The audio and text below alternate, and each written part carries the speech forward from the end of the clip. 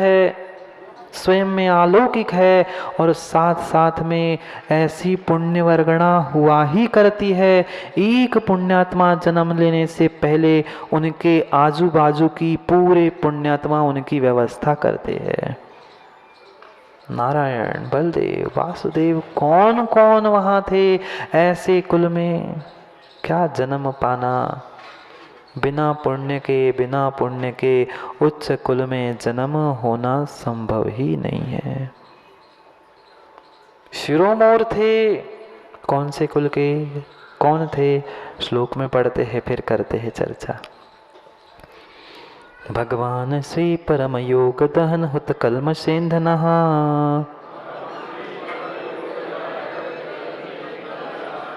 ज्ञान विपुल किरणै सकलम प्रतिबुद्ध बुद्ध कमलायते क्षणा, हरिवंश केतुरनवद्य विनय दम तीर्थ नायक, शील जलधिरभो विभोरस्तम निरिष्ट नेमि जिन कुंजरो जरः। नेमि जिन मात्र नेमि नाम नहीं था, अरिष्ट नेमि। अरिष्ट नेमि, ऐसे अरिष्ट नेमि जिनकी स्तुति कर रहे हैं भगवान। आप भगवान के साथ साथ पहले ऋषि थे। सामान्य कोई भगवान नहीं बन पाता। भगवान बनने से पहले ही जैसे कोई सूर्य उदित होता है, कभी देखा क्या? सुबह सुबह सूर्य उगते हुए देखा? बहुत सारे लोगों को तो पता ही नहीं है सूर्य लाल उगता है कि नीला उगता है।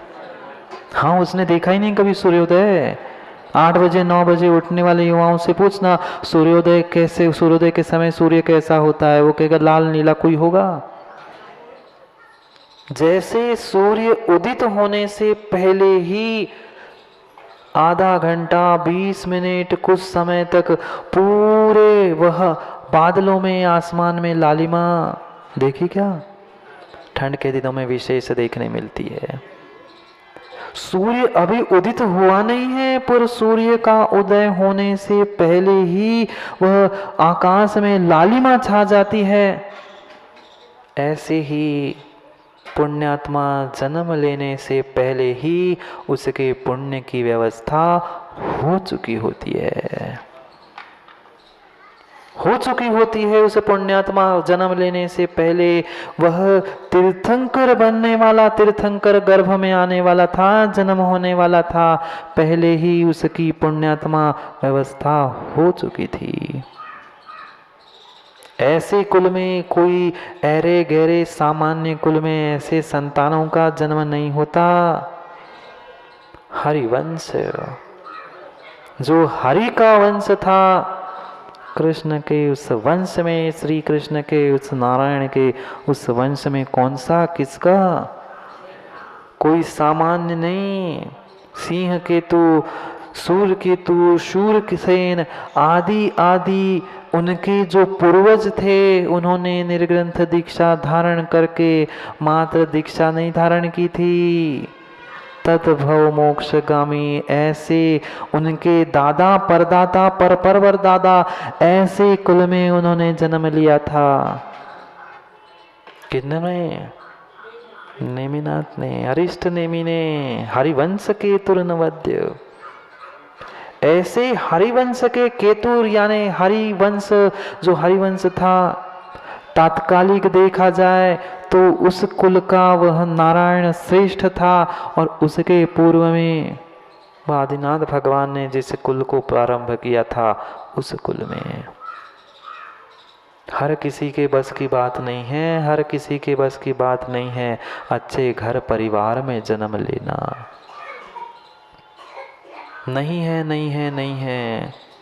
हमारा हुआ है जन्म, यानी हमने पिछले जन्म में कुछ ना कुछ पुण्य अवश्य किया है।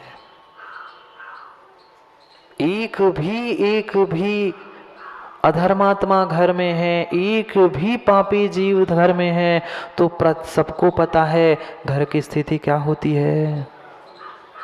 क्या होती है घर की स्थिति, और वही एक धर्मात्मा घर में जन्म लेता है। आप भी देखना, वह जो घर, जो कुल परिवार मंदिर से, धर्म से नहीं जुड़ा है, माना कि किसी एक बालक ने, किसी एक बेटिया ने भी छोटा सा नियम, छोटा सा संयम ले लिया, पूरे माता पिता, घर परिवार, पूरा कुल धर्म से जुड़ जाता है। फिर ये तो बनने वाले तीर्थंकर थे, धर्म तीर्थ को चलाने वाले थे, वो भी कोई सामान्य तीर्थ नायक नहीं थे। अनवद्य विनय धम तीर्थ नायका। धर्म तो था ही, तीर्थ तो था ही, पर कैसे धर्म नायक, कैसे तीर्थ नायक? जो अनवद्य है, किसी सावध्य से युक्त नहीं है, जो निर्दोष है, ऐसे विनय और दम से युक्त। विनय से युक्त और दम से युक्त। विनय किसका और दम किसका? हम स्वयं की विनय के पीछे दूसरे का दम ले रहे, पर ऐसी बात नहीं लिखी कि मेरी विनय करो नहीं तो दम ले लूंगा। नहीं, मेरी बात मान लो। नहीं, दूसरे से तो विनय करो और स्वयं के इंद्रियों का दमन करो। हम बिल्कुल काम उल्टा करते हैं, जहां जो नहीं करना है वहां वो लगा लेते। दूसरे से तो अविनय से जीते हैं, दूसरे का तो दम ले रहे हैं, और स्वयं की विनय, स्वयं के मान सम्मान के भूखे पड़े हैं। विनय दम तीर्थ नायका। तीर्थ नायक तो हो, हरिवंश के प्रधान हो, मुखिया हो, ऐसे हरिवंश के ध्वजा को लेकर आप आगे बढ़े हो। ऐसा लौकिक कुल परंपरा की योग्यता के साथ साथ आप तीर्थ नायक थे। धर्म तीर्थ कैसा धर्म? कौन सा धर्म? कोई ढोंग का, कोई भेष का, कोई मात्र परिधानों का, कोई दिखावे का? नहीं, भीतर की विनय, ज्ञान विनय, दर्शन विनय, चारित्र विनय, उपचार विनय आपके भीतर भी थी और आपने सबको बता भी दी। और दम यानी इंद्रियों का दमन। कल भी समझ रहे थे, उन्होंने इंद्रियों का दमन कर दिया और हम इंद्रियों के विषय में लिप्त हैं। सोचो, एक क्षण के सुख के पीछे, एक क्षण के सुख के पीछे दूसरों की क्या करनी पड़ती है, बताओ ना। हकीकत बताना, हकीकत बताना, असलियत बताना। मैं किसी से नहीं कहूँगा, बिल्कुल किसी से नहीं कहूँगा, पर मैं हकीकत बताना। एक क्षण के सुख के पीछे दूसरे की जीवन भर गुलामी करनी पड़ी। अब चाहे मुंडी ऐसी घुमा लो, ऐसी घुमा लो या ऐसी घुमा लो, आपको भी पता है, मुझे भी पता है। भले कोई डांट के गुलामी दिखाता है, कोई हाथ जोड़ के गुलामी बताता है, पर गुलामी है। पंडित जी ऐसा ऐसा कर रहे हैं, ऐसा ही है। हाँ, कोई शेर बन के गुलाम बना है, कोई बिल्ली बनकर बना है, पर बने तो दोनों ही है। दोनों ही बेचारे पालतू है, फालतू है। आप ही समझना, फालतू है कि फालतू है। एक क्षण के अपने इंद्रियों को, एक क्षण के लिए अपने मन को नहीं संभालने का कारण ये है कि हमें दूसरे के जीवन भर गुलामी करनी पड़ी। हाँ में हाँ मिलानी पड़ी। नहीं मिलानी पड़ती ना, क्या करे। बस ऐसे ऐसे मुंडी हिलाते हिलाते मुंडी टूट न जाए। मान लो, थोड़ी सी मान लो। जिनके बज गए हैं उनसे पूछ लेना, जिनकी बजी नहीं, बजे नहीं उनके पहले। राजू बज गए, बज गए, 1-12 बजे, अब जीवन भर घर में बजे गए। सोचना, जिनके बजे नहीं है बाजे, उनको वो पूछ लेना, जिनकी जिनकी बजे है। सच्चे माता पिता हो, माँ सच्चे माता पिता हो तो एक बार अपने बेटों बेटी से, संतानों से इतना अवश्य कह देना, बेटा हमने तो कर ही लिया है, पर आप समझ लेना ये वस्तु स्थिति है। फिर भी वे गड्ढे में गिरना चाहे, फिर ज़रूर धक्का लगा देना, पर पहले बता देना। कि भाई देख गड्ढा है, फिर तुम्हें अच्छा लग रहा है तो कूद जा। सोचना ऐसे वह समुद्र विजय के बेटा नेमी कैसे तीर्थ को चलाए, एक साथ दोनों तीनों बातें समझा रहे हैं। आपका शरीर कितना सुंदर, भगवान ऋषि आप भगवान बन गए। ऋषि ऋषि नहीं, नाम के ऋषिकेश नहीं, वे रिद्धिधारी थे। निर्ग्रंथ दीक्षा धारण करने के बाद उन्होंने रिद्धियों को प्राप्त कर लिया था, इसलिए आप रिद्धि थे। परम योग दहन हुत कलम सेंधना, जो शुक्ल ध्यान की अग्नि से जिन्होंने अपने कर्मों को नष्ट कर दिया था, शुक्ल ध्यान रूपी अग्नि में कर्म रूपी ईंधन को नष्ट कर दिया था। ये आध्यात्मिक वैशिष्ट्य हो गया। तीन वैशिष्ट्य नेमिनाथ भगवान के एक साथ समझा रहे हैं। शुक्ल ध्यान से आपने कर्मों को नष्ट कर दिया, ये आध्यात्मिक वैशिष्ट्य हो गया। आगे कह रहे हैं सकल प्रतिबुद्ध बुद्ध कमलायते क्षण, ये आपका शरीर, आपका चेहरा, आपकी आंखें, आपके नयन कितने सुंदर, कितने सुंदर, ये विशाल कमलों के जैसे आपके नयन हैं। कमल युगलम स्पंद रहितम, महावीर अष्टक में भी कवि ने यही तो कहा, अताम्रम यच्चक्षु कमल युगलम स्पंद रहितम जनान को पापायम प्रकटति वभ्यंतरमपि। कमल जैसे तो है पर फिर भी लाल नहीं है।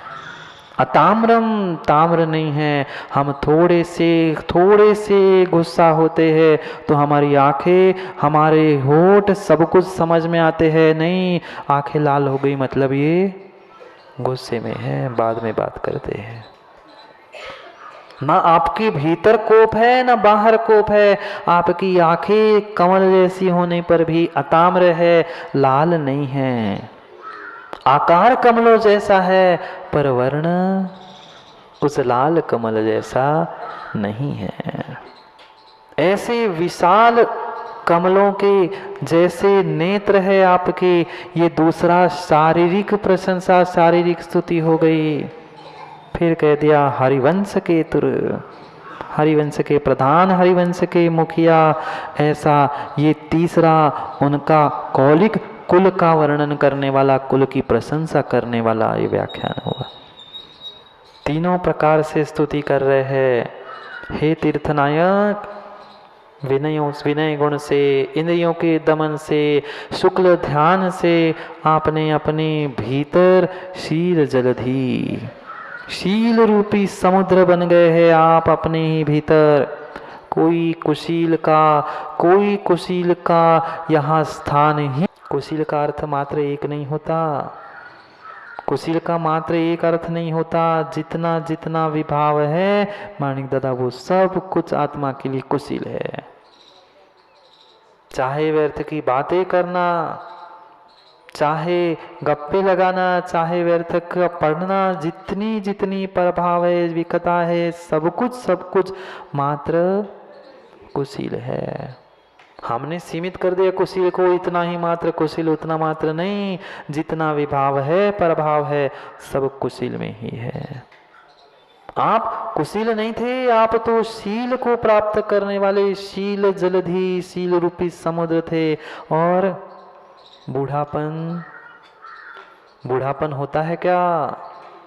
अजरहा, अजर हो गए, अमर बाद में हो गए, पहले अजर हो गए। जरा यानी बुढ़ापा, अजर बुढ़ापा भी नहीं, वृद्धावस्था से रहित ऐसे आप अरिष्ट नेमी जिन कुंजर, कुंजर यानी महान, जिनेंद्र भगवान में भी महान, सामान्य जिन नहीं, सामान्य केवल नहीं, आप तीर्थंकर थे, उनमें भी महान, जिनेंद्र भगवान में भी सामान्य केवलियों से भी महान, सर्वज्ञ में भी महान, जिन कुंजरो जरा। उनकी कभी भी बुढ़ापा तीर्थंकर भगवान को नहीं आता। एक बार किशोरावस्था में पहुंच गए, वे किशोरावस्था से किशोर किशोर किशोर और किशोर। मल्लीनाथ भगवान का सुना था ना, 100 साल के किशोर हुए थे, बूढ़े नहीं। हम तो 50 के नहीं होते तो बूढ़ा मानने लग जाते हैं। सोचो, अजराहा ऐसे अरिष्ट नेमी जिन कुंजर यानी श्रेष्ठ जिनेंद्र भगवान, आपने ज्ञान विपुल किरणें, आपके विपुल विस्तृत केवल ज्ञान रूपी किरणों के द्वारा आपने सकलम प्रतिबुद्ध बुद्ध कमलाय देख। क्या एक एक शब्द पर देवेंद्र भाई इतनी इतनी व्याख्या है, पर क्या करे, 10:20 हो गए। हमें तो देखनी पड़ेगी घड़ी, आप देखो नहीं देखो, हमें तो घड़ी देखनी है, वो भी और स्वयं की भी। क्या करें, इतनी इतनी व्याख्या है। अब वो जितनी व्याख्या बची है, माँ उतना समय नहीं बचा है। क्या किया है, कल भी कुछ और नए विषयों को हमें समझना है। कल की 2 दिन की और उस संगोष्ठी को समझना है। पूरे देश से जो सरस्वती पुत्र आएंगे, ज्ञानी आएंगे, इस मड़ावरा की धरती पर पहली बार बहुत सारी बातें हो रही। संस्कार भी पहली बार हुए, विद्वत संगोष्ठी भी पहली बार होने वाली। ऐसा नहीं हो कि संस्कारों से तो हम वंचित रह गए, गोष्ठी से भी वंचित रहे। इसलिए कल समय पे आओगे तो समय को पाओगे, क्योंकि अगले समय का कोई ठिकाना नहीं है, न कल का न पल का। इसलिए कल पुनः समय पर समय की बात समझने के लिए कल पुनः समय पे मिलते हैं, क्योंकि समय पे किया गया काम समय को दिलाता है। बोली भगवान महावीर स्वामी की।